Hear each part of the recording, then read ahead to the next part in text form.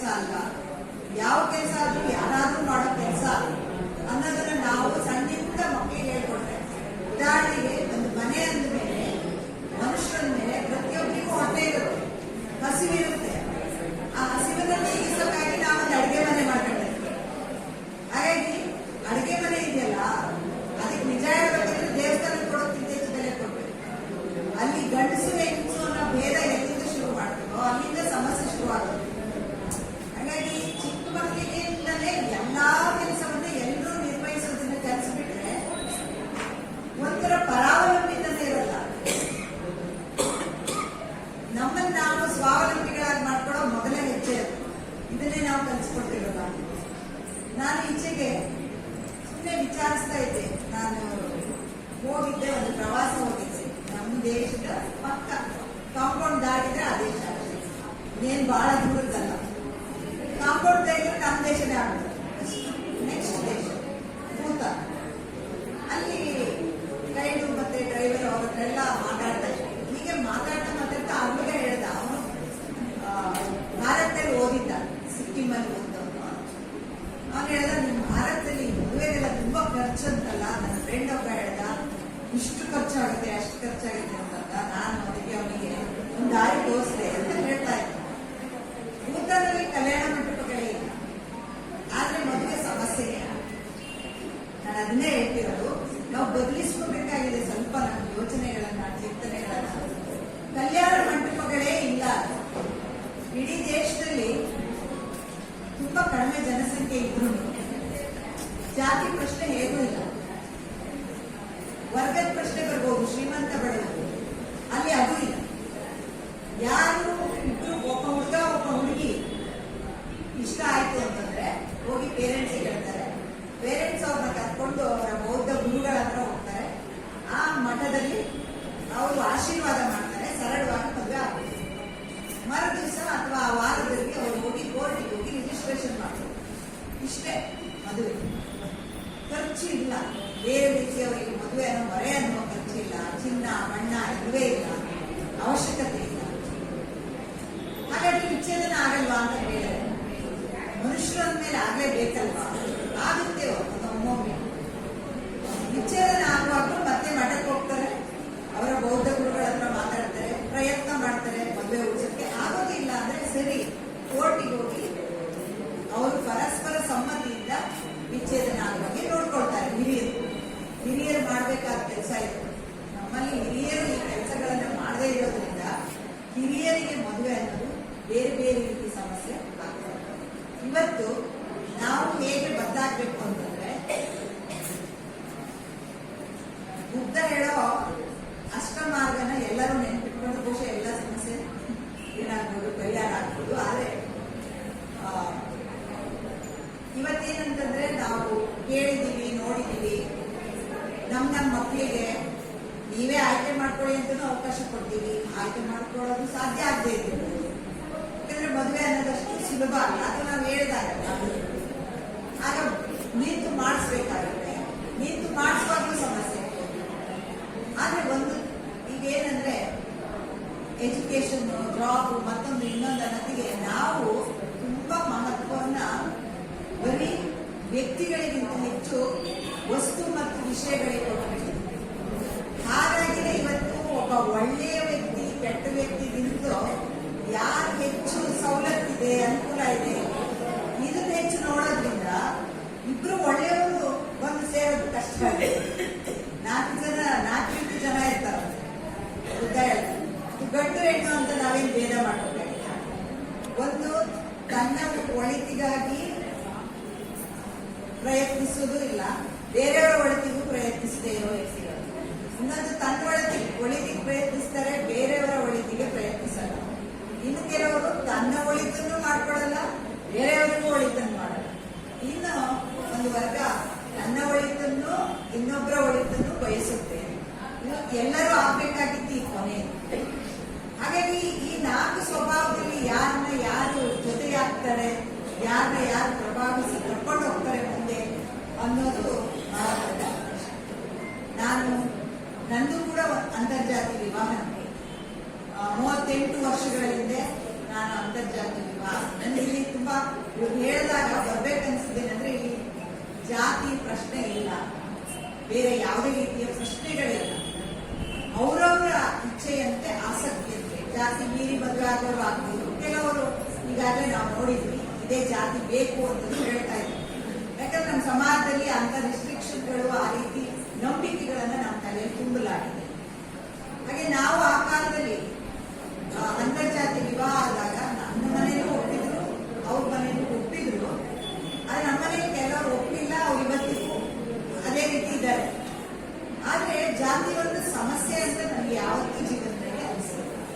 ಎಷ್ಟೋ ಸಲ ನಮ್ಮ ಜಾತಿನೇ ನಮಗೆ ನೆನಪು, ಇನ್ನೊಬ್ಬರ ಆಸಕ್ತಿ ಮತ್ತು ಇನ್ನೊಬ್ಬರ ಅವಶ್ಯಕತೆಯನ್ನ ನಾವು ಗೌರವಿಸ್ಬೇಕಷ್ಟೇ. ಜಾತಿ ಒಳಗೆ ಜಾತಿ ಹೊರಗೆ ಇಂಟರ್ ಕಾಸ್ಟ್ ಆದ್ರೂ ಅಷ್ಟೇ, ಇದರಿಂದ ಕಾಸ್ಟ್ ಆದ್ರೂ ಅಷ್ಟೇ, ನಮ್ಮದೇ ಲೆವೆಲಿನವರಾದ್ರೂ ಅಷ್ಟೇ, ಬಡವರನ್ನಾದ್ರೂ ಅಷ್ಟೇ, ಶ್ರೀಮಂತರಾದ್ರೂ ಅಷ್ಟೇ, ನಾವು ಪರಸ್ಪರ ಗೌರವಿಸುವುದು ಆಸಕ್ತಿಯನ್ನ ಅವರವರ ಆಸಕ್ತಿಯನ್ನು ನಾವು ಕೇಳಿಸ್ಕೊಳ್ಬೇಕು. ಎಲ್ಲರೂ ನನಗೆ ತಕ್ಕಂಗೆ ಎದುರಿಸ್ತಾ ನಮ್ಗೆ ಯಾರೋ ಸೇವಕಿ ಬೇಕು, ನಮ್ಗೆ ಯಾರೋ ಆಧಾರ ಬೇಕು, ಇದಲ್ಲ ಮದುವೆಗೆ ಇವು ಅರ್ಹತೆಗಳಲ್ಲ. ಇದು ಆಮೇಲೆ ಬಂದೇ ಬರುತ್ತೆ. ನೀವು ಪ್ರೀತಿಯಿಂದ ಗೌರವದಿಂದ ನಡೆಸ್ಕೊಂಡ್ರೆ ತನ್ನಷ್ಟಕ್ಕೆ ತಾನೇ ಇವೆಲ್ಲವೂ ಸಾಧ್ಯ ಆಗುವ ಹಾಗೆ ನಾವು ಒಂದು ವಾತಾವರಣವನ್ನು ನಿರ್ಮಾಣ ಮಾಡ್ಕೋಬೇಕಾಗುತ್ತೆ ಅಂತ ನನಗೆ ಅನಿಸುತ್ತೆ. ಅದು ನನ್ನ ಅಭಿಪ್ರಾಯ. ಯಾಕಂದ್ರೆ ಇಲ್ಲಿ ನೀವು ಆಕಾಂಕ್ಷಿಗಳಾಗಿ ಬಂದಿದ್ದೀರಿ, ನನ್ನ ಭಾಷಣ ನಿಮಗೆ ಮುಖ್ಯ ಅಲ್ಲ. ಆದ್ರೆ ಆಕಾಂಕ್ಷಿ ಆಗಿರುವಾಗಲೂ ಕೂಡ ನಮಗೊಂದು ಇಂಥದ್ದೊಂದು ಸ್ಪಷ್ಟತೆ ಬೇಕು ಅಂತಲೇ ನನಗೆ ಅನಿಸುತ್ತೆ. ನಮ್ಮ ಕಾಲದಲ್ಲಿ ಇಂಟರ್ ಕಾಸ್ಟ್ ಆಗ್ತೀವಿ ಅಂದಾಗ ಮನೆಗೆ ಒಪ್ಪಿಗೆ ಇದ್ದಿದ್ರು ಹೋಗಿ ಮದುವೆ ಮಾಡ್ಕೊಳಕ್ ಬಿಡ್ತಾ ಇದ್ರು, ಬಾಳೆ ಬದುಕಿ ಅಂತ ಹೇಳ್ತಾ ಇದ್ರು. ಇವತ್ತೇನಾಗಿದೆ ಅಂದ್ರೆ ಇಷ್ಟೊತ್ತಿಗೆ ಬದಲಾಗಬೇಕಾಗಿತ್ತು ತುಂಬಾ, ಆದ್ರೆ ಉಲ್ಟಾ ಆಗ್ತಾ ಇದೆ. ಇವತ್ತು ಮದುವೆ ಆಗ್ತಾರೆ ಅಂದ್ರೆ ಒಂದು ತಂದೆ ತಾಯಿಗಳು ಹೋಗ್ತಿದ್ದಾರೆ, ಇಲ್ಲ ಮಕ್ಕಳುಗಳು ನನ್ಗೆ ಇವನು ಇಷ್ಟ ಇಲ್ಲ, ನಾನು ಯಾರನ್ನು ಇಷ್ಟಪಟ್ಟಿದ್ದೀನಿ, ನನ್ಗೆ ಅವಳು ಇಷ್ಟ ಇಲ್ಲ, ನಾನು ಬೇರೆಯವ್ರನ್ನ ಆಗ್ಬೇಕು ಅನ್ನೋದನ್ನ ಧೈರ್ಯವಾಗಿ ಮನೆಯಲ್ಲಿ ಹೇಳೋ ವಾತಾವರಣಕ್ಕಿಂತ ಹೆಚ್ಚು ಅವ್ರಿಗೆ ಕೊಲ್ಲೋದೇ ಸುಲಭ ಆಗ್ಬಿಟ್ಟಿದೆ. ಅಂದ್ರೆ ಎಷ್ಟು ನಾವು ಉಲ್ಟಾ ಬಂದ್ಬಿಟ್ಟಿದೀವಿ ಅಂದ್ರೆ ಅವ್ರನ್ನ ಅವ್ರು ಯಾಕೆ ಮಾಡ್ತಿದ್ದಾರೆ, ಇವೆಲ್ಲ ನಮ್ಗೆ ಮೀಡಿಯಾದಿಂದ ಭಯ ಹುಟ್ಟಿಸುವ ಹಾಗೆ ಆಗಿದೆ. ಮೀಡಿಯಾದವರು ಬರೀ ಇಂಥದನ್ನೇ ಜಾಸ್ತಿ ಹೈಲೈಟ್ ಮಾಡೋದ್ರೆ ಯಾರು ತುಂಬಾ ಹಲವು ಸಮಸ್ಯೆಗಳಿದ್ರು ಹೇಗೆ ಚೆನ್ನಾಗಿ ಬಾಳ್ ಬರುತ್ತಾ ಇದೆ ಅಂತ ಭರವಸೆಯನ್ನು ಜಾಸ್ತಿ ಹೆಚ್ಚು ಪ್ರಚಾರ ಮಾಡಬೇಕು, ಅಂತ ಘಟನೆಗಳನ್ನ ಪ್ರಸಾರ ಮಾಡಬೇಕು ಅಂತ ನನಗೆ ಅನಿಸುತ್ತೆ. ಹಾಗಾಗಿ ನೆಗೆಟಿವ್ ಅಂಶಗಳ ಮೇಲೆ ಬರ್ತಾ ಬರ್ತಾ ನೆಗೆಟಿವ್ಗೆ ಇವತ್ತು ಮನ್ನಣೆ ಹೆಚ್ಚಾಗ್ತಾ ಬದುಕು ಕಷ್ಟ ಆಗ್ತದೆ. ತುಂಬಾ ನಿರೀಕ್ಷೆ ಇಟ್ಕೋಬೇಡಿ. ಮತ್ತು ಅಡ್ಜಸ್ಟ್ಮೆಂಟ್ ಅಂತಂದ್ರೆ ಎರಡು ಕಡೆಯಿಂದ ಹೇಳ್ತೀವಿ, ಒಬ್ರು ತ್ಯಾಗ ಮಾಡಕ್ಕಾಗಲ್ಲ. ತ್ಯಾಗ ಅನ್ನೋದು ಎರಡು ಕಡೆಯಿಂದಲೂ ಬರಲೇಬೇಕಾಗಿದೆ. ಮತ್ತು ನಾವು ಯಾವುದಕ್ಕೆ ಹೆಚ್ಚು ಗೌರವ ಕೊಡಬೇಕು, ಯಾವುದಕ್ಕೆ ಹೆಚ್ಚು ಮನ್ನಣೆ ಕೊಡಬೇಕು ಅನ್ನೋದು ನಮಗೆ ಒಂದು ಸ್ಪಷ್ಟತೆ ಇರಲಿಲ್ಲ ಅಷ್ಟೇ ನಾನು ಹೇಳಕ್ಕಾಗದು. ಮತ್ತೆ ನನ್ಗೆ ಅನಿಸ್ತಾ ಇದೆ ಆಯೋಜಕರು ನನ್ನೊಂದಿದೆ ಏನಂದ್ರೆ ಅದು ಗೊತ್ತಿಲ್ಲ, ಈಗ ಬಂದಿರ್ತಾರಲ್ಲ ಇವ್ರ ಹತ್ರ ಒಂದು ಫೀಡ್ಬ್ಯಾಕ್ ತಗೊಂಡಿದ್ರೆ ಅದೇ ಕಾರ್ಯಕ್ರಮದ ಸ್ವರೂಪ ಹೇಗಿರ್ಬೇಕು ಅನ್ನೋದ್ರ ಬಗ್ಗೆ ಅವ್ರ ಫೀಡ್ಬ್ಯಾಕ್ ಇದ್ರೆ ಒಳ್ಳೇದಂತ ಅನ್ಸುತ್ತೆ. ಯಾಕಂದ್ರೆ ಇಲ್ಲಿ ಹುಡುಗರ ಸಂಖ್ಯೆ ಹೆಚ್ಚಿದ್ರೆ ಹುಡುಗಿಯರ ಸಂಖ್ಯೆ ಬಂದವ್ರ ಸಂಖ್ಯೆ ಕಡಿಮೆ. ಅಂದ್ರೆ ಅವ್ರು ಇಲ್ಲಿ ಬರೋದಕ್ಕೆ ಸ್ವಲ್ಪ ಹಿಂಜರಿಕೆ ಆಗ್ತಿದೆ ಅಂತ ಅನಿಸ್ತಾ ಇದೆ. ಅದು ನನ್ನೊಂದು ಅಬ್ಸರ್ವೇಷನ್. ಅದು ನನಗೆ ಗೊತ್ತಿಲ್ಲ, ನಿಮ್ಮ ಅನುಭವ ನಿಮಗೆ ಇರುತ್ತೆ, ಬೇರೆನೇ ಇರುತ್ತೆ. ಬಟ್ ನನಗೆ ಅನಿಸಿದ್ರೆ ನಾನು ಹೇಳಕ್ ಬಯಸ್ತೀನಿ, ಕಂಫರ್ಟೇಬಲ್ ಆಗಿ ಅವರು ಅವರನ್ನ ಇಲ್ಲಿ ಪ್ರಸ್ತುತಪಡಿಸ್ಕೊಳ್ಳುವ ಹಾಗೆ ಹೆಣ್ಮಕ್ಳು ಪ್ರೊಫೈಲ್ ಕೊಟ್ಟಿದ್ದಾರೆ, ಆದ್ರೆ ಹೆಚ್ಚು ಜನ ಇಲ್ಲಿ ಹಾಜರಾಗಿರಲ್ಲ ಎದುರಿಗೆ ಅನ್ನೋದು ಸಹಜ. ಇದು ನಮ್ಮ ದೇಶದಲ್ಲಿ, ನಮ್ಮ ಸಮಾಜದಲ್ಲಿ, ನಮ್ಮ ಅಂದು ಬಂಧುಗಳ ನಡುವೆ ಇದು ಯಾವ ರೀತಿ ಇದು ಅನ್ನೋದು ನಮ್ಗೆ ಎಲ್ಲರಿಗೂ ಗೊತ್ತಿದೆ, ನಮ್ಮ ಸ್ನೇಹಿತರ ನಡುವೆ. ಮತ್ತು ಇವತ್ತು ಸೋಷಿಯಲ್ ಮೀಡಿಯಾ ಯಾವ್ಯಾವ ರೂಪದಲ್ಲೆಲ್ಲ ಬಳಕೆ ಆಗೋದ್ರಿಂದ ಅದರಿಂದ ಸೋಷಿಯಲ್ ಮೀಡಿಯಾ ಅನ್ನೋದು ತುಂಬಾ ಡೇಂಜರಸ್ ಆಗೋಗ್ಬಿಟ್ಟಿರೋದ್ರಿಂದ ಈ ರೀತಿ ಅವರಿಂದ ಒಂದು ಫೀಡ್ಬ್ಯಾಕ್ ತಗೊಂಡ್ರೆ ಒಳ್ಳೆ. ಯಾವ ರೀತಿ ಇದ್ರೆ ನಿಮ್ಗೆ ಹೆಚ್ಚು ಕಂಫರ್ಟೇಬಲ್ ಆಗಿದೆ.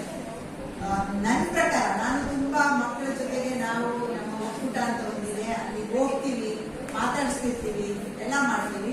ನಾವಲ್ಲಿ ಹೆಚ್ಚಾಗಿ ಏನ್ ಮಾಡ್ತೀವಿ ಅಂತಂದ್ರೆ ನಾವು ಹೊರಗೆ ನೀವು ಹೇಳಿದ್ರಿ ಯೂಟ್ಯೂಬ್, ಇನ್ಸ್ಟಾಗ್ರಾಮ್ ಇವುಗಳನ್ನ ಮೊದಲಿಗೆ ಬಳಸದೇ ಇರೋ ಒಳ್ಳೇದು. ಕಾರ್ಯಕ್ರಮ ರೆಕಾರ್ಡ್ ಮಾಡ್ಕೊಂಡ್ರೆ ಒಳ್ಳೇದು. ಆದ್ರೆ ಆ ರೆಕಾರ್ಡ್ ಅನ್ನು ಲೈವ್ ಮಾಡೋದಕ್ಕಿಂತನೂ ಎದುರ ಬದುರ ರೌಂಡ್ ಆಗಿ ಈಗ ವೇದಿಕೆ ಬೇಡ. ಈ ರೀತಿ ಬಂದು ಎದುರು ನಿಂತು ಎಲ್ಲರ ಮುಂದೆ ಮಾತಾಡೋದಕ್ಕಿಂತಲೂ ನಾವು ಯಾವಾಗ ಏನ್ ಮಾಡ್ತೀವಿ, ರೌಂಡ್ ಆಗಿ ಕೂರಿಸ್ತೀವಿ. ರೌಂಡ್ ಆಗಿ ಕೂತ್ಕೊಂಡು ಕಂಫರ್ಟೇಬಲ್ ಆಗಿ ಅಲ್ಲೇ ಅವರು ಹೇಳ್ಕೊಂಡ್ರೆ ಸಾಕು. ಅವರವ್ರದ್ದು ಅಭಿಪ್ರಾಯನ ಅವರು ಹೇಳ್ಕೊಡ್ತಾರೆ. ಆಮೇಲಿಂದ ಅದು ಮುಂದಿನ ಪ್ರೊಸೀಜರ್ ಏನಿರುತ್ತೆ ಅದನ್ನ ಮಾಡೋದು ಹೆಚ್ಚು ಒಳ್ಳೇದೇನೋ ಅಂತ ಅನಿಸುತ್ತೆ ನನಗೆ. ಇದು ನನ್ನ ಕೇವಲ ನಂದೊಂದು ಸಲಹೆ ಅಷ್ಟೇ, ನಂದೊಂದು ಅಬ್ಸರ್ವೇಷನ್ ಅಷ್ಟೇ. ಇಲ್ಲಿ ಆಯೋಜಕರಿದ್ದೀರಿ ಮತ್ತು ಆಕಾಂಕ್ಷಿಗಳಿದ್ದೀರಿ. ನೀವು ನಿಮ್ಮ ನಡುವೆ ಒಂದು ಏನು ರೈಟಿಂಗ್ ಅಲ್ಲೇ ನೀವು ತಗೊಂಡೋಡಿರ ಫೀಡ್ಬ್ಯಾಕ್ ತಗೊಂಡು ಇದನ್ನ ಇನ್ನಷ್ಟು ಕಂಫರ್ಟೇಬಲ್ ಆಗಿ, ಒಂದ್ ವೇಳೆ ಹೆಣ್ಮಕ್ಳು ಹಿಂಜರಿತಿದ್ದಾರೆ ಅನ್ನೋದಾದ್ರೆ, ಬರೋದಕ್ಕೆ ಹಿಂಜರಿತಿದ್ದಾರೆ ಅಂತಂದ್ರೆ ಅವರಿಗೆ ಕಂಫರ್ಟೇಬಲ್ ಆಗಿ ನಾವು ಆಯೋಜಿಸೋದು ಬಹಳ ಮುಖ್ಯ ಅಂತ ನಾನು ಅಲ್ಲೇ ತುಂಬಾ ಒಳ್ಳೆ ಕೆಲಸ ಮಾಡ್ತಾ ಇದ್ದಾರೆ. ನಾನು ಅಲ್ಲಿ ಕೂತ್ಕೊಂಡು ನನ್ನ ಗೆಳತಿ ಹತ್ರ ಹೇಳ್ತಾ ಇದ್ದೀನಿ, ಬೇರೆ ಬೇರೆ ಕ್ಷೇತ್ರದಲ್ಲಿ ಯಾರ್ಯಾರೋ ಏನೇನೋ ಕೆಲಸ ಮಾಡ್ತಾ ಇರ್ತಾರೆ, ನಮ್ಗೆ ಯಾವ್ದು ಸಂಪರ್ಕನೇ ಬಂದಿರುತ್ತೆ. ಇಂಥ ಕೆಲಸ ಮಾಡೋದಿದೆಯಲ್ಲ, ನಾನು ಹಾಗೆ ಹೇಳಿದ್ರಲ್ಲ, ನಮ್ಮ ಒಳಿತು ಮತ್ತು ಲೋಕದ ಒಳಿತು ಎರಡನ್ನೂ ಬಯಸೋರು ನಮ್ಮ ನಡುವೆ ತುಂಬಾ ಜನ ಇದ್ದಾರೆ. ಅಂತಹ ವ್ಯಕ್ತಿಗಳಲ್ಲಿ ಈ ಕಾರ್ಯಕ್ರಮದ ಆಯೋಜಕರು ಕೂಡ ಅವರು ಮುಖ್ಯ. ಅವರಿಗೆ ನಾನು ಎಲ್ಲರ ಪರವಾಗಿ ಒಂದು ಕ್ಲಾಪ್ಸ್ ಬಯಸ್ತೀನಿ.